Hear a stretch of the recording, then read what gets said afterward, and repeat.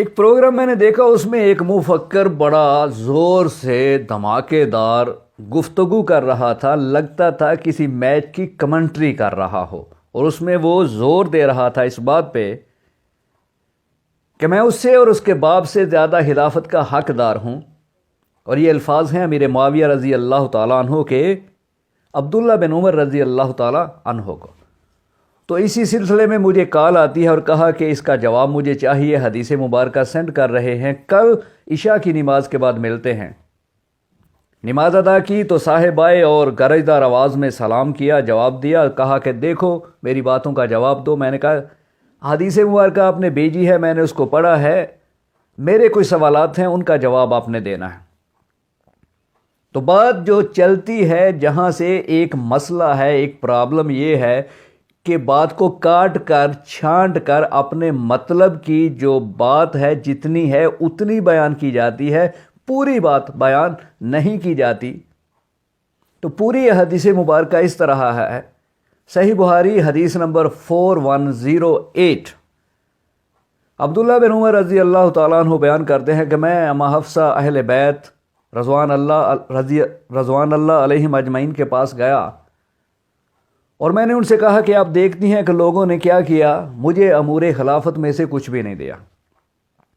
تو انہوں نے اصرار کیا کہ جاؤ وہاں لوگوں کے مجمع میں، کہیں تمہاری دیر ہونے سے پھوٹ نہ پڑے. تو اصرار پر کہتے ہیں کہ میں وہاں پر گیا تو لوگ جا چکے تھے اور امیر معاویہ رضی اللہ تعالیٰ عنہ نے خطبہ دیا. تو میں نے کہا پہلا سوال تو یہ ہے کہ کوئی آدمی اگر یہ کہے کہ جمعۃ المبارک کا خطبہ دینے کے لیے میں گیا، لوگ چلے گئے اور میں نے خطبہ دیا، کو بات سمجھ میں آئی؟ تو ایک طرف سے گھورتا ہے کہ یہ کیا؟ میں نے کہا اس میں لکھا ہوا ہے بھائی. اور اگر کوئی آدمی یہ کہے کہ میں فلاں شہر سے فلاں شہر گیا، میرا وہاں پر خطاب تھا، تو لوگ وہاں سے جا چکے تھے اور میں نے خطاب کیا، کو بات سمجھ میں آئی؟ اب اس کی حیرانگی میں اور اضافہ ہوتا ہے. تو میں نے کہا کہ اس کے آگے اب چلتے ہیں. پہلا سوال یہ ہے.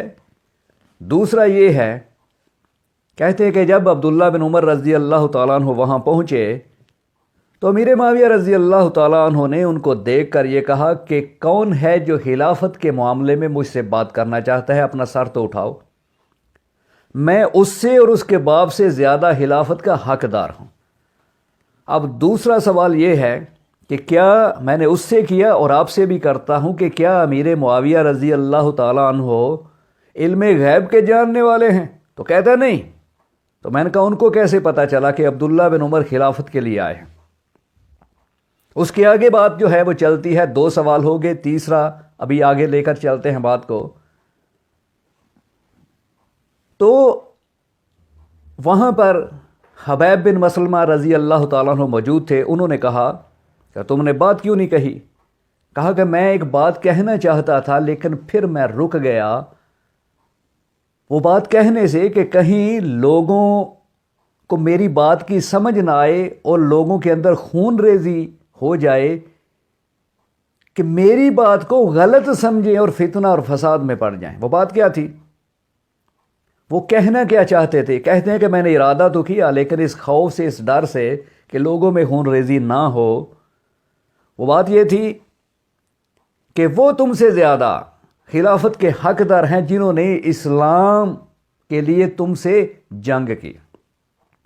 اب یہاں پر ایک اور سوال ہوتا ہے، اگر وہ یہ بات کہتے تو وہاں پر لوگوں میں خون ریزی کہاں سے ہونی تھی؟ بندہ تو کوئی وہاں تھا ہے ہی نہیں، لوگ تو جا چکے. جب خطبہ دینے کا وقت آیا لوگ تو وہاں پر ہیں ہی نہیں. اور دوسری بات یہ ہے کہ اسی بات کے اندر بہت زیادہ مواد ہے، اور آج بھی یہ بات کی جاتی ہے کہ امیر معاویہ اور ابو سفیان نے اسلام کے خلاف جنگیں کی. تو یہاں پر ایک بات انہوں نے یہ کہا کہ اگر میں نے یہ بات کی تو لوگ فتنہ میں پڑ جائیں گے. تو حبیب بن مسلمہ رضی اللہ تعالیٰ عنہ جو وہاں پر موجود تھے، انہوں نے سنا کہ ہاں تم نے یہ اچھا کیا، یہ بات تم نے نہیں بولی، ورنہ لوگ تم فتنے میں پڑ جاتے، تم آفت میں پڑ جاتے. تو کہتے ہیں کہ مجھے وہ جنت کی نعمتیں یاد آ گئیں کہ وہ اچھی ہیں اس لیے میں خاموش ہو رہا۔ اب یہاں پر ایک اور سوال ہے، دین تو یہ کہتا ہے، حقیقت یہ ہے، یہ جمہوریت نہیں ہے، دین کے اندر ہے کہ جو خلافت کو مانگے، جو کوئی بھی عہدہ مانگے اس کو عہدہ دینا ہی نہیں ہے۔ تو یہ بات کہنے والے کون ہیں؟ عبداللہ بن عمر رضی اللہ تعالیٰ عنہ، جو علم کے سمندر ہیں، جہاں سے علم جو بہہ کر لوگوں تک پہنچتا ہے، اور وہ خود کہتے ہیں کہ جو عہدہ مانگے اس کو عہدہ دینے نہیں، تو وہ عہدہ مانگنے کیسے چلے گئے؟ اب وہ بات کو آگے لے کر چلتا ہے، کہتا ہے کہ پھر اس حدیث کا مطلب کیا ہے؟ میں نے کہا متشابہہ۔ کہتا ہے اس کا کیا مطلب ہے؟ میں نے کہا متشابہہ وہ ہوتی ہے جو بات تو حق ہے، سچ ہے، لیکن کہنے والے کو اس کا پتہ ہوتا ہے، اس کا معنی اور مطلب کسی اور کو اس کا پتہ نہیں ہوتا۔ یہاں پر بھی وہ بات کہ جو میں کہنا چاہتا ہوں، جو میرے کہنے کا مطلب ہے، مقصد ہے، کہیں لوگ وہ نہ سمجھیں، کچھ اور سمجھ لیں اور فتنے میں پڑ جائیں۔ تو وہ بات حق ہوتی ہے، سچ ہوتی ہے، لیکن کہنے والے کو پتہ ہوتا ہے کہ اصل اس کا معنی کیا ہے، کسی اور کو پتہ نہیں ہوتا۔ کہتا ہے ثبوت؟ میں نے کہا کھولو سورہ آل عمران آیت نمبر 7، اس کے اندر اللہ رب العزت فرماتے ہیں کہ کچھ آیات متشابہہ ہیں، اور ان کے پیچھے کون پڑتا ہے؟ جن کے دلوں کے اندر کجی ہے، جن کے دل ٹیڑھے ہیں، جو فتنہ اور فساد پیدا کرنا چاہتے ہیں، وہ ان کے پیچھے پڑتے ہیں اور ان کا معنی نکالتے ہیں تاکہ لوگوں میں فتنہ اور فساد پیدا ہو، حالانکہ اللہ کے علاوہ ان کو کوئی نہیں جانتا۔ تو کہتا ہے کیا مطلب؟ حدیث جو ہے یہ بھی وہی ہے؟ میں نے کہا ہاں وہی ہے، کتاب اللہ ہے، قرآن بھی وہی ہے، حدیث مبارکہ بھی وہی ہے، تبھی تو دین بنتا ہے۔ تو اب کہتا ہے کہ چکر تو مجھے بڑے چڑھے تھے، کسی نے چڑھائے تھے، اب اتر گئے۔ تو میں نے کہا اتر گئے، اللہ کا شکر ادا کرو، یہ بات خود تک رکھو، دوسروں تک پہنچاؤ۔ آپ کو بات کی سمجھ آئی تو آپ بھی بات کے ساتھ ہاں کیجئے گا اور بات کو آگے پہنچائیے گا۔ اللہ حافظ۔